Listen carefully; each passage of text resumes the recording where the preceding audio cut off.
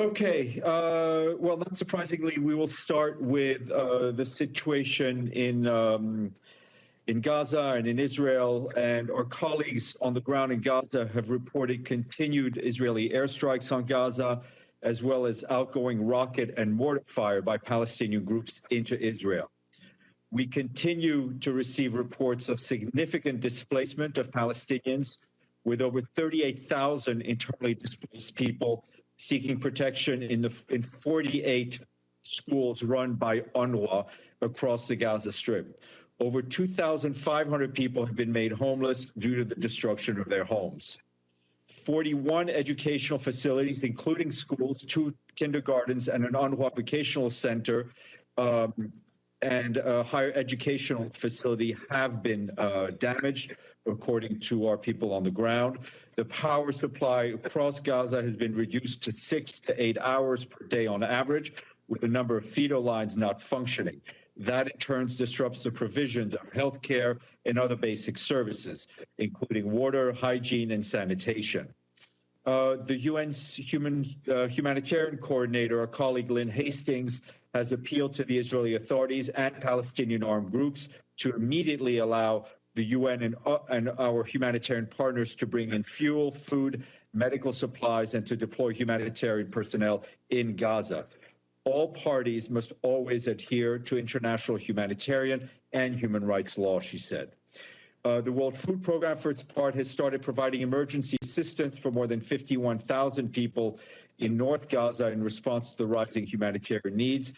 This is especially strong among families in that area. However, the closure of crossings into Gaza may soon cause a dearth of commodities, including food, and this is bound to push up food prices. WFP warns that prices of fresh produce is already on the rise as farmers are unable to reach their land.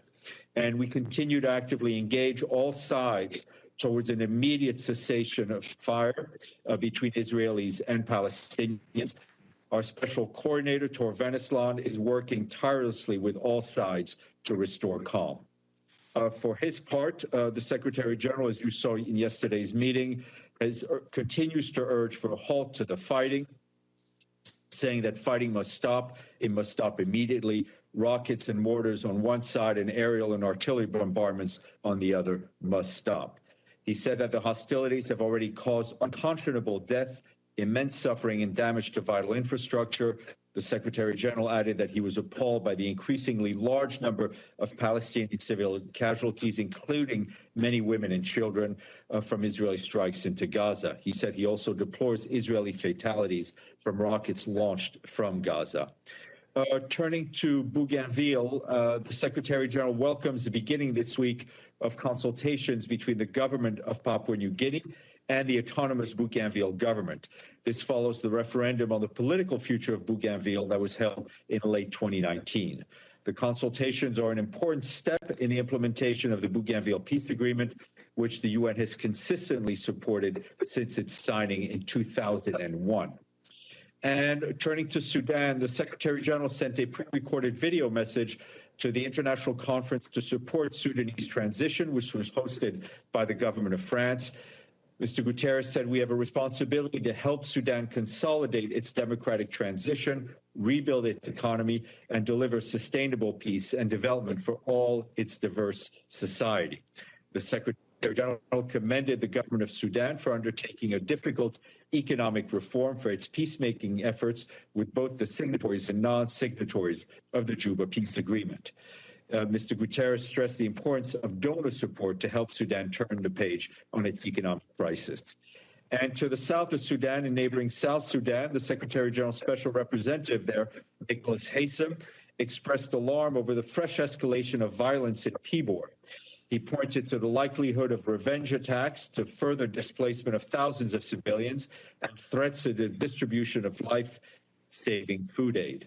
You may recall that a UN human rights report found that last year, thousands of fighters from Dinka, Nuer, Mural, and militias conducted coordinated attacks on the villages. Those attacks killed and wounded hundreds of men, women, and children. Mr. Haytham called on the authorities to prevent a repeat of this violence, to take steps to address the root causes and fulfill its responsibilities to protect civilians. For its part, the UN mission is setting up temporary bases and stepping up patrols to deter violence. It also is working to promote reconciliation through the peace conferences. And staying in the area, in Abyei, the UN peacekeeping mission there spoke out today against an attack in the village of Dungup, in which 11 people were reportedly killed. Unidentified people attacked a Dinka community early yesterday morning. The injured are being treated at a UN mission hospital. UN peacekeepers have stepped up their patrols to protect civilians and to search for the perpetrators of the attack. The mission said the attack could lead to an increase in inter-community tensions and is calling for diffusion of tensions in that area. From Myanmar, our UNICEF colleagues in the country today called for an immediate halt to the violence and for security forces to protect children in the town of Mindat in western Shin State, following an uptick of violence over the weekend. Martial law was imposed in the area on May 13th. The Human Rights Office is investigating credible reports of at least 6 people being killed over the weekend, as well as in arbitrary detentions and arrests. To date, our colleagues tell us that at least 797 civilians, including dozens of children, have been killed by security forces since the military seized control of Myanmar government on February 1st. Thousands more have been injured. And tomorrow at 10, the Secretary General and the Deputy Secretary General will kick off a 3-day virtual session with member states on the state of the UN development system. During the session, organized by the Economic and Social Council, top UN officials on global, regional, and country level will discuss with member states the ways to address this unparalleled challenges brought by the pandemic. Last year alone, close to 250 million people received essential services backed by UN teams. Nearly half of them are in the least developed country group, including 42% in landlocked developing countries and 2 million in small island developing states. The session will be live on UN Web TV. And a new analysis by the World Health Organization and the International Labour Organization shows that long working hours led to 745,000 deaths from stroke and heart disease in 2016. This is a 29% increase since 2000.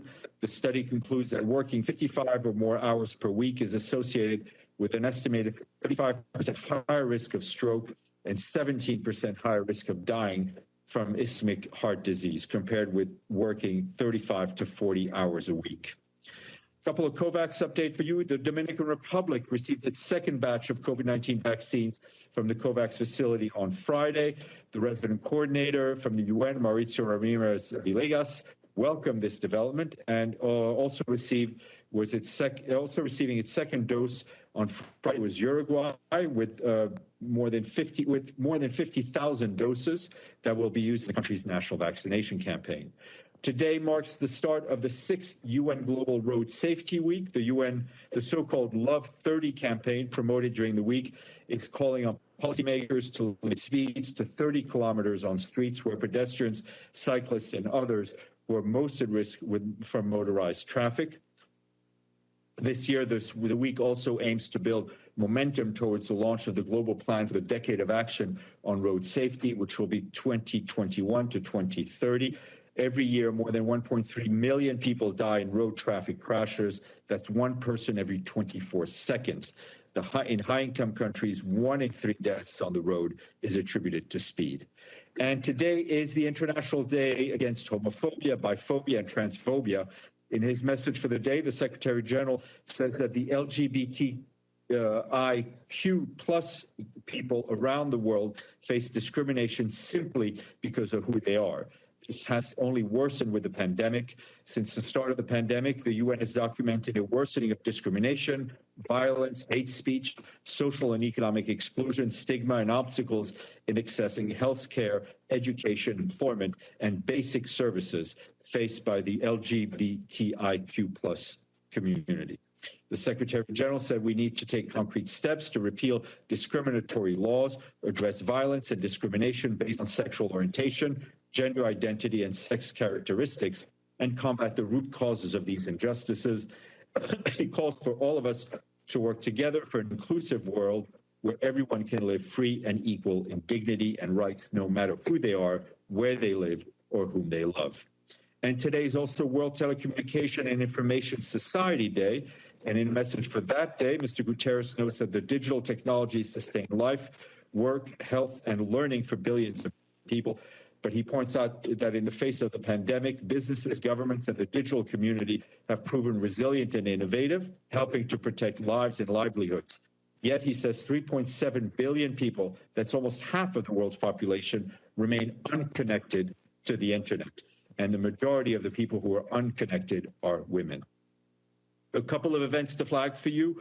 The permanent representative of Mexico to the UN, Ambassador Juan Ramon de la Fuente, will brief reporters virtually following this afternoon's Security Council briefing on the International Criminal Court and Libya.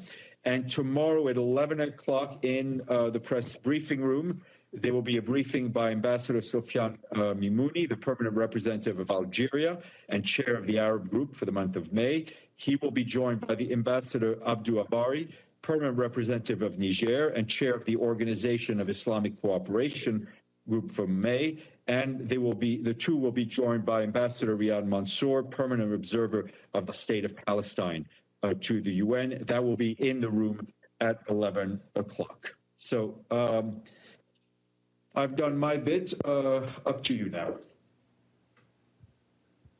Yes, Iftikhar. Thank you, Stéphane. In your opening remarks, you painted a very grim picture of the situation in Gaza. But please tell us, where do the United Nations diplomatic efforts to bring about de-escalation stand? We're continuing through our special coordinator to be in touch with all the relevant parties on the ground to try to establish an immediate cessation of hostilities, a ceasefire, and also to be able to have humanitarian aid reach Gaza where it is most needed.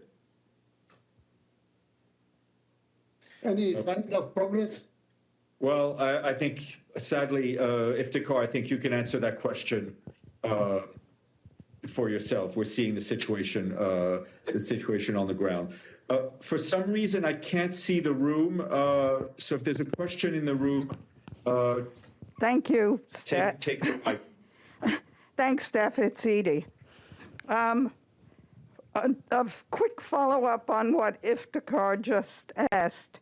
What has the Secretary General himself been doing?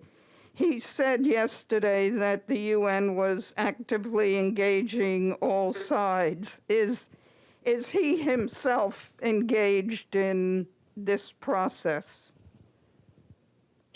Yes, he has had a number of contacts, but contacts at different levels are being had. The focus right now is on the work that Mr. Vennesland is doing, but the Secretary General remains fully engaged in the situation with, as I said, with his contacts at various levels, and especially speaking to Mr. Vennesland. I have another. My question is about the media group Reporters Without Borders asking the International Criminal Court to investigate Israel's bombing of buildings housing the Associated Press and other media organizations in Gaza as a possible war crime. The media watchdog said in a letter to the court's chief prosecutor that the offices of 23 international and local media organizations had been destroyed over the past week. Does the Secretary General support such an investigation? And what is his comment about the destruction of so many media organizations' offices? Look, I'm not going to comment on the ICC, on the call to the ICC. the Secretary General was extremely disturbed to see the destruction of the media building.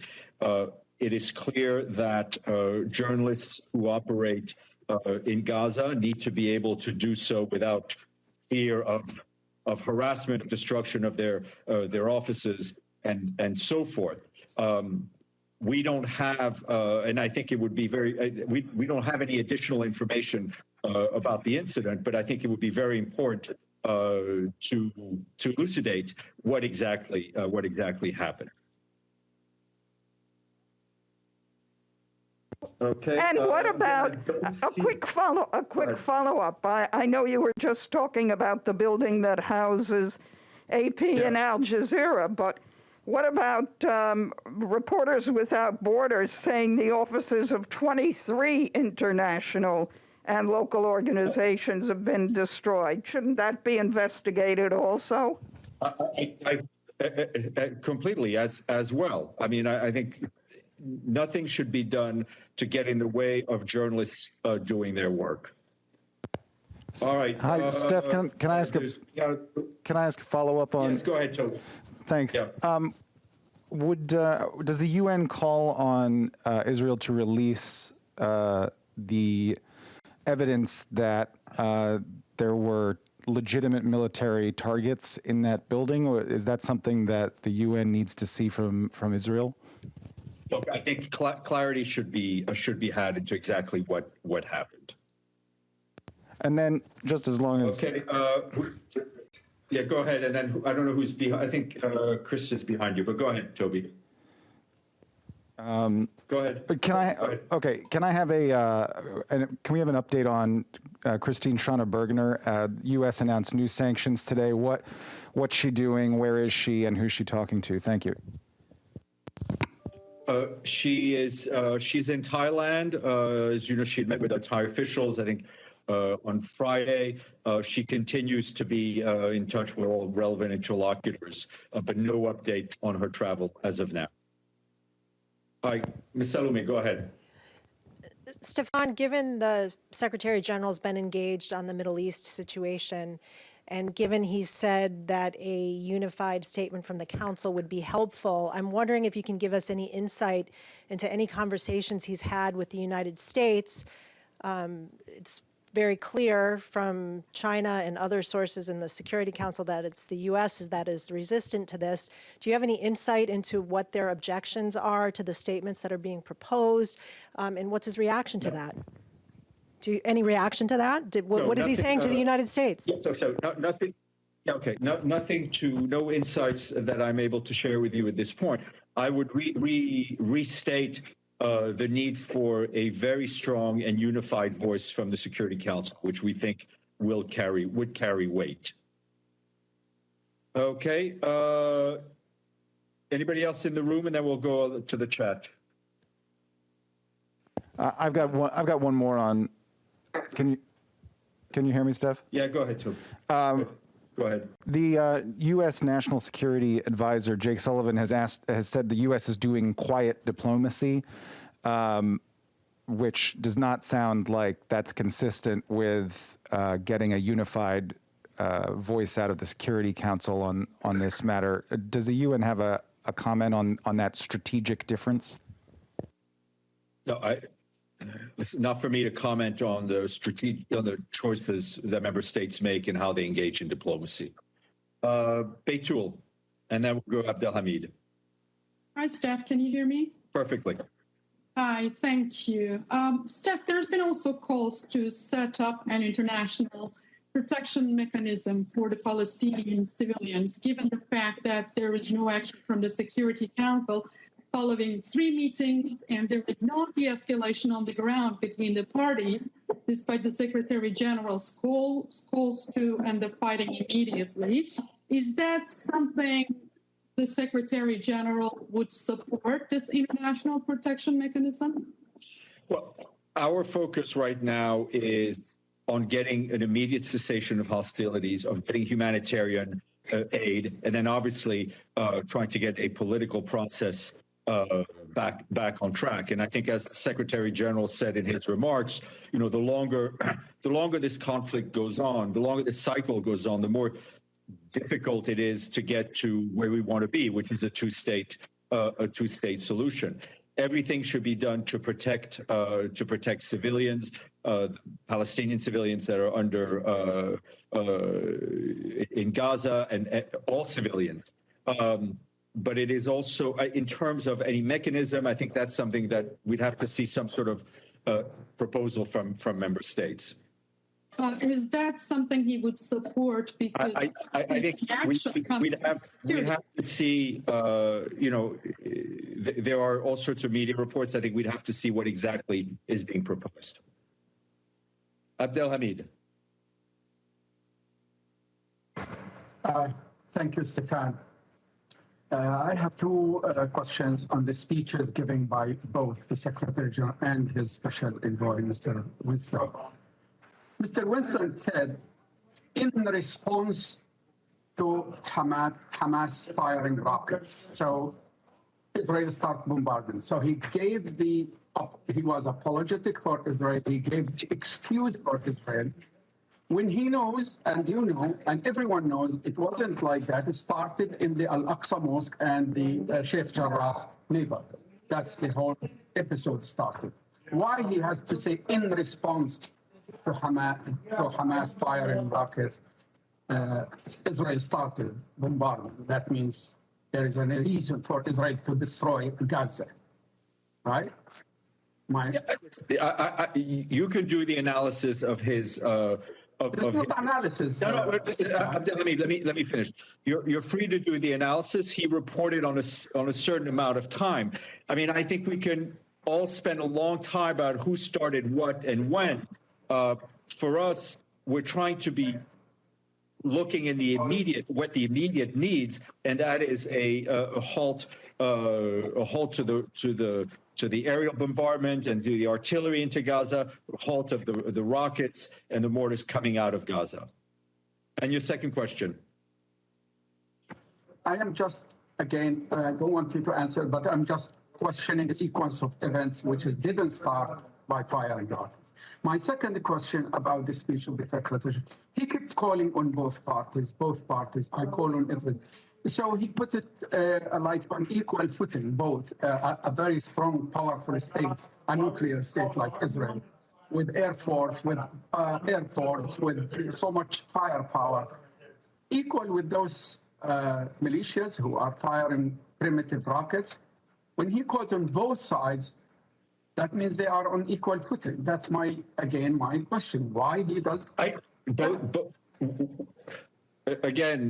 think what both sides implies is that on one hand, we are seeing aerial bombardment and artillery from Israel. On the other hand, we're seeing groups like Hamas and others fire rockets and mortars into Israel. So it's not a question of equal. It's a question that there are two sides that are firing at each other, and that's what the sentence is about.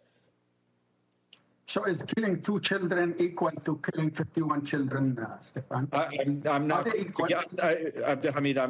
going to get into a distressing and morbid body count. The life of one child is the life of one child. I do agree. And each child has a right to live in peace and security, no matter where that child is born. Okay. I don't see any other questions, but I see very sharply dressed Brendan Varma. So I will leave you in good hands. I hope to be back in person tomorrow, but that is beyond my control. Thank you.